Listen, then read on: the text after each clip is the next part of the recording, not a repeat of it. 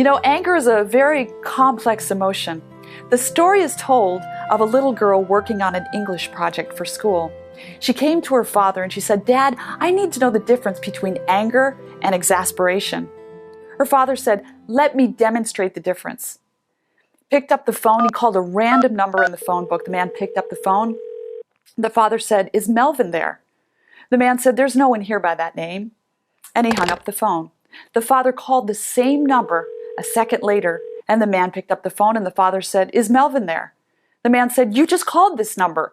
I told you there was no one here by that name. Stop calling this number," and he slammed down the phone.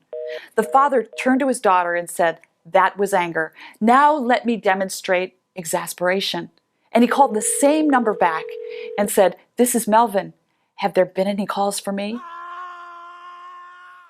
As I said, anger is a very complicated and nuanced emotion, but every mature adult must learn how to manage their anger.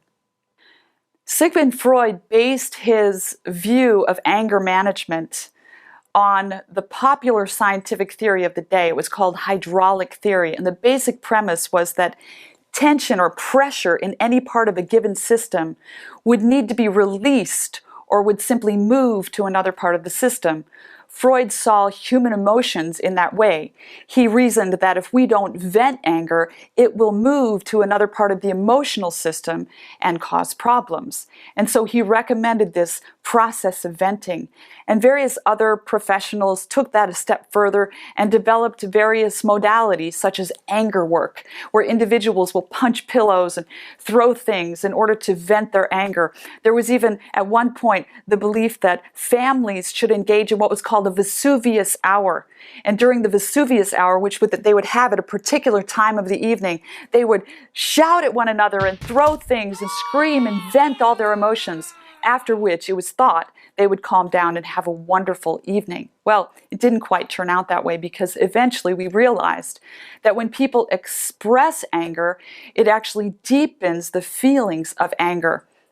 The more you express those feelings of anger, the deeper the cognitive, emotional, and behavioral hold that anger has upon an individual. Probably the reason that anger work really was effective for some people was because it was exercise. There was a lot of physical activity involved.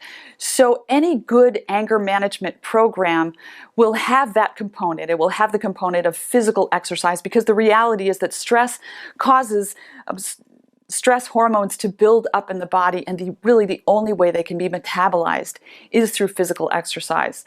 Another important component of any good anger management program is learning how to control our thought life, because our emotions are largely the result of the way we think about things. And so sometimes we have to work hard to revise the way we look at things. For instance, a person might think, "Everyone should always treat me well."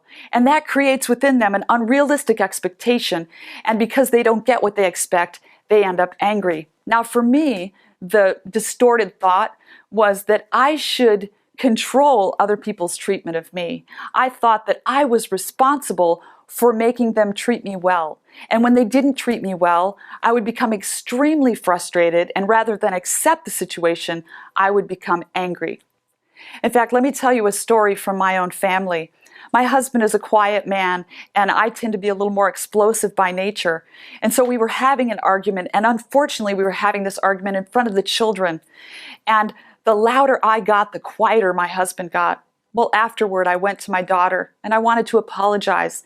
But before I could get one word out of my mouth, she said, "Daddy had a short temper." And I couldn't understand why she was mentioning his short temper. And then she said, "And you had a long temper." I eventually learned that I was not responsible for pressuring my husband to treat me well. And when I began to understand that I was not responsible for his behavior, I could simply walk away when I was frustrated and revisit the situation later. And my anger problem was largely solved. Carrying anger with us day by day, hour by hour even, can be very harmful. A study that was done out of Boston University said that hostility levels are a better predictor of heart disease than traditional factors such as high cholesterol, high blood pressure, smoking, obesity. Another study out of Nova Scotia said that there was a difference between what they called constructive anger and destructive anger. They found that destructive anger had these harmful health effects, but constructive anger did not. This is fully in line with what the scriptures teach when they say, be angry, but sin not. Probably the most significant damage that we do through anger is to our relationships. The story is told of a father whose son had a difficult time controlling his temper. The father said to his son, next time you feel angry, take hammer and nails out to the fence and pound nails into the fence until you calm down. Well, the little boy did that, and the first day he pounded 37 nails into the fence. Day by day, however, he pounded fewer nails in, until finally he didn't need to pound any nails at all. He had learned how to control his temper. But the father took him out to the fence and said, look at the fence, son. The fence will never be the same. Such it is with relationships. When we lose our temper, sometimes the relationship is never the same. Escalation is the deadly relationship sin we're talking about here, where we lose control of our temper and get in an argument that either causes people to throw verbal attacks at one another or sometimes even physical attacks. Escalation tends to feed off of reactive cycles. Reactive cycles occur when, in a relationship between two people, one engages in a certain behavior toward the other, and the other engages in a behavior in reaction to that behavior. Then the first individual responds in reaction to the second individual, and then there's another reaction, and then another reaction, and we get to the place where we don't know where that person ends and we begin. Reactive cycles are so powerful that they're very, very difficult to break. It's really only a miracle that can break them sometimes. The way out of a reactive cycle is up. The way out is up. I send up a prayer to God when I know I'm in the middle of a dangerous situation where I may react. Instead of responding conscientiously, I may react emotionally. I recommend that people shoot up a prayer to heaven and ask God to give them wisdom as to how to interact with the person with whom they're tempted to react in a non-productive, destructive way. The healthiest marriages are not the ones in which the individuals never argue.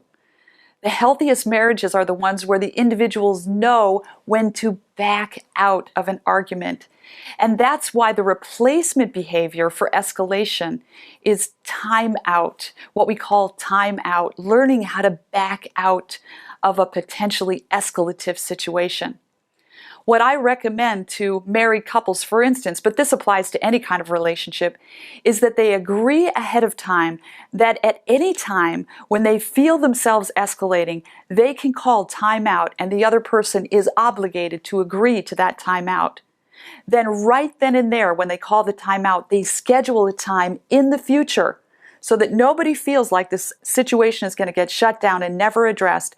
They schedule a time in the future when, in calmness, once they've calmed down and regained possession of themselves, they will address the problem and solve it together in a non-escalated state. So next time you feel like escalating, take a time out. You'll thank yourself.